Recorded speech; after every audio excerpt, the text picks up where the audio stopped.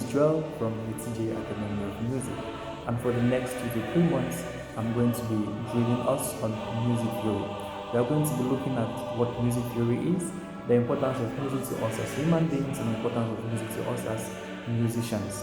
I'm not going to bore you with all the history of what music is, how music started from the 15th century. No, we're going to be looking at maybe the definition of music. We'll look at its importance to us as human beings. We'll look at different elements surrounding music. We'll also look at how to read and write music. And if we have some time, we can look a little bit into the practice of music and look at music composition or maybe playing an instrument. We're going to have maybe a short break of 1 or 2 3 seconds, and then we delve straight into our matter of the day. Don't forget to hit the subscription button so you can get more videos from us.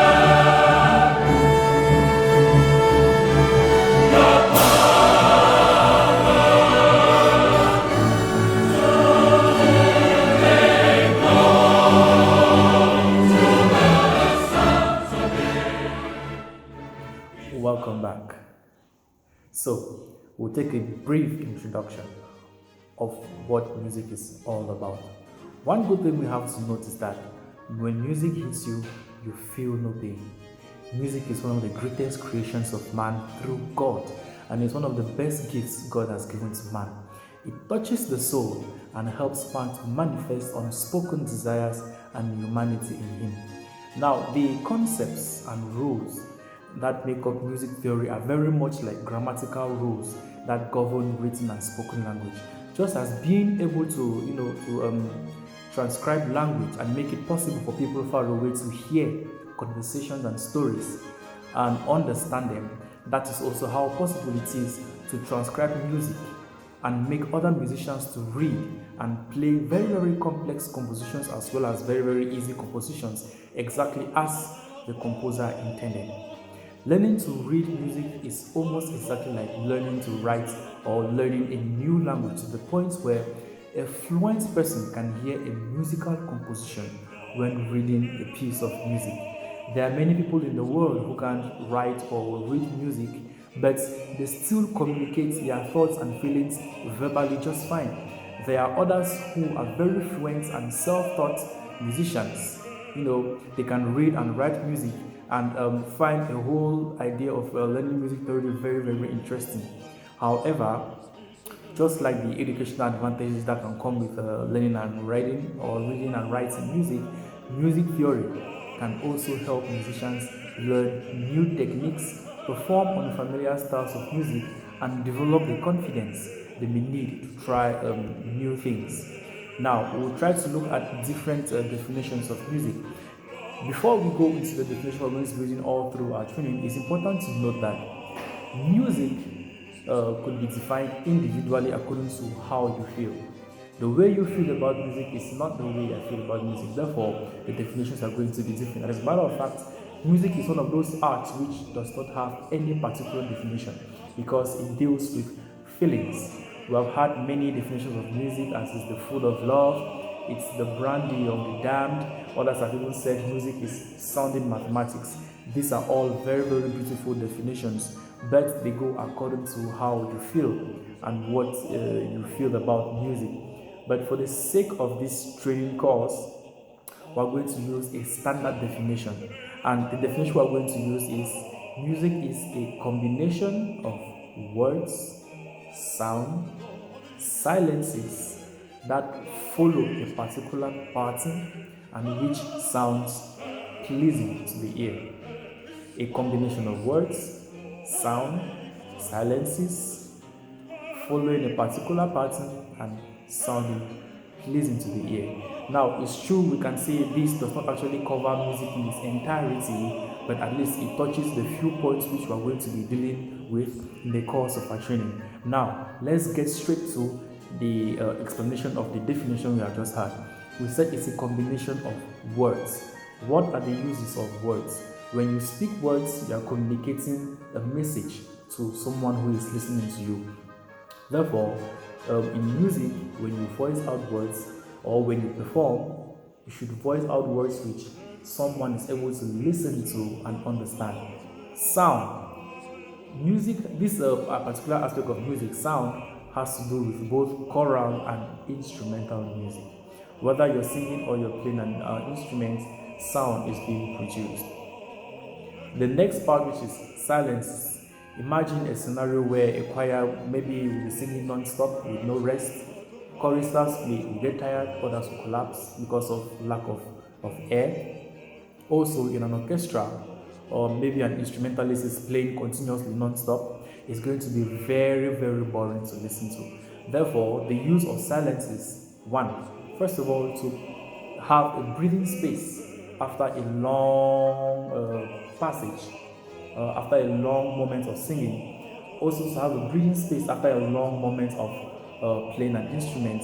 And also, in the case where you're singing in an orchestra where there are other instruments, when the choristers or the musician sings, he also gives silences for the instrumentalist to also play something which is part of the music. And also, when the instrumentalist plays something, they also give a little moment of silence for the choristers to also sing something, and that also beautifies the music. All of these need to sound pleasing to the ear. If it's not pleasing to the ear, it's going to be called noise. And then you put all of this together, which is the combination of all of this to make music. So that is the explanation of the definition of music. We're going to take a break and we will come back. We'll look at different importance of music as a human being, importance of music as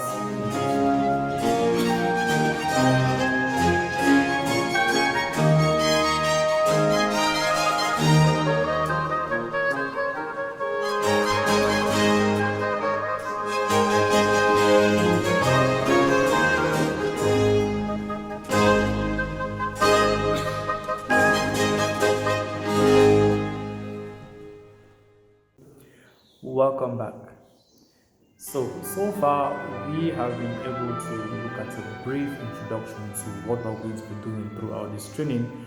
I've also looked at a brief introduction to music, and I've been able to also provide different definitions of music according to our feelings, according to how we feel, our moods. And I've also been able to provide a standard definition of music which we'll be using throughout this training. Hope you have been following up to this point. If you have any questions, don't forget to put it in the comment box and we're going to reply as soon as we can.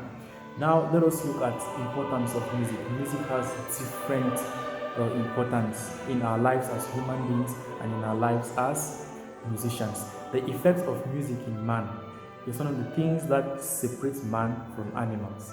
And due to this high effect of music in the life of human beings, it is capable of breaking boundaries and uniting people together. That's people from different backgrounds and people from different heritages. In fact, music can best be described as a wonderful force that is capable of bonding people together and instituting international unity. Now, one of the importance of music is that, like we already mentioned, it draws people together. For example, we unite, we meet in a hall for a concert, people from different backgrounds, different cultures. That uniting force is music. Secondly, when you listen to music, it uplifts you emotionally. If you were downcast, when you listen to a piece of music, it uplifts you. It also helps human beings to express themselves. There are people who cannot express themselves while talking, but they can express themselves through music. It's an important aspect of education. You know, the nursery school rhymes which we learned in primary school or in nursery school, I'm sure we can still remember them today because we learned them through music. Also, music has relaxing and healing powers. After a stressful day, you get home, you play some good relaxation music and relieves you of the stress which you have gone through in the course of the day. It is also one of the best hobbies you can take up. Apart from that, music can be used as a career. And one of the most important definitions on the importance of music is that it is a religious measure. It is used for religion. So people say when you sing once, you pray twice. Music also helps us concentrate better. Music can also be used to calm down those who are mentally derailed. If you go to psychiatric homes, music is used to calm down those who are mentally derailed. So these are a few uses of music. You can always develop your own use of music according to how you feel. Remember, Music most often deals with your feelings. In the next episode, we are going to be looking at the different elements of music. Thank you for watching, and don't forget, if you have any questions or contributions, drop it in the comment section for everyone to see, and don't forget to subscribe. Thank you and have a good evening.